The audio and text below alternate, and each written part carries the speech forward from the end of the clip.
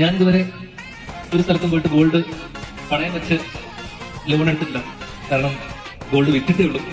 എന്തിനാ പണയം വെക്കണം എന്നുള്ളതാണ് എന്റെ ചിന്ത. കാരണം സ്വാഭാവികമായിട്ടും അങ്ങനെ ചിന്തിക്കുന്നുണ്ടായിരുന്നു. നമുക്ക് ആവശ്യങ്ങൾ ഉണ്ടാകുമ്പോൾ അത് വിറ്റാൽ പോരെ എന്നുള്ളതായിരുന്നു എന്റെ പൊതുവെയുള്ള ചിന്ത.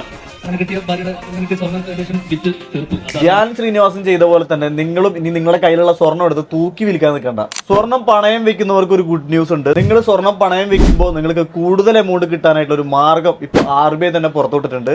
വീഡിയോ കണ്ടോളൂ, സ്കിപ്പ് ചെയ്യണ്ട. ഹായ് ഹലോ ഒരുപാട് ശ്രീജിത്ത് ജ്വല്ലറി ക്രിയേറ്റർ. മുമ്പ് സ്വർണം പണയം വെക്കുന്നതിന്റെ തുകയുടെ 75% മാത്രമേ നമുക്ക് ലഭിക്കുന്നുണ്ടായിരുന്നുള്ളൂ. എന്നാൽ ഇപ്പോൾ RBIയുടെ പുതിയ നിയമപ്രകാരം നമ്മൾ പണയം വെക്കുന്ന സ്വർണത്തിന്റെ 85% വരെയുള്ള തുക നമുക്ക് ഇപ്പോൾ ലഭിക്കും. അതായത് നമ്മൾ 1 ലക്ഷം രൂപയുടെ സ്വർണം പണയത്തിനായിട്ട് വെക്കുമ്പോൾ അതിന്റെ 85,000 രൂപ നമുക്ക് ലഭിക്കും. അതുപോലെ തന്നെ നമ്മൾ പണയം വെക്കുന്ന 2.5 ലക്ഷം മുതൽ 5 ലക്ഷം വരെയുള്ള സ്വർണത്തിന്റെ 80%, അതിന് മുകളിലുള്ള സ്വർണത്തിന്റെ 75% നമുക്ക് ലഭിക്കും. ഈ നിയമം പ്രാബല്യത്തിൽ വരാൻ വേണ്ടി പോകുന്നത് 2026 ഏപ്രിൽ 1 മുതലാണ്. ഇന്ത്യയിൽ ഇപ്പോൾ ചെറിയ തോതിലൊക്കെ സ്വർണം പണയം വെക്കുന്ന ആളുകൾക്ക് ഇത് വളരെയധികം ഉപകാരപ്പെടും. സ്വർണം വിറ്റ് പണക്കാരനായിട്ടുള്ള നിങ്ങളുടെ സുഹൃത്തിന് വീഡിയോ അയച്ചു കൊടുക്കുക. അതുപോലെ ഈ പുതിയ നിയമത്തെ പറ്റിയിട്ടുള്ള നിങ്ങളുടെ അഭിപ്രായം കമന്റ് ബോക്സിൽ രേഖപ്പെടുത്തുക. ഗോൾഡ്, ഡയമണ്ട്, ജ്വല്ലറി റിലേറ്റഡ് ആയിട്ടുള്ള വീഡിയോസിന് വേണ്ടിയിട്ട് നമ്മുടെ പ്രൊഫൈൽ ഒന്ന് കയറി വിസിറ്റ് ചെയ്യുക.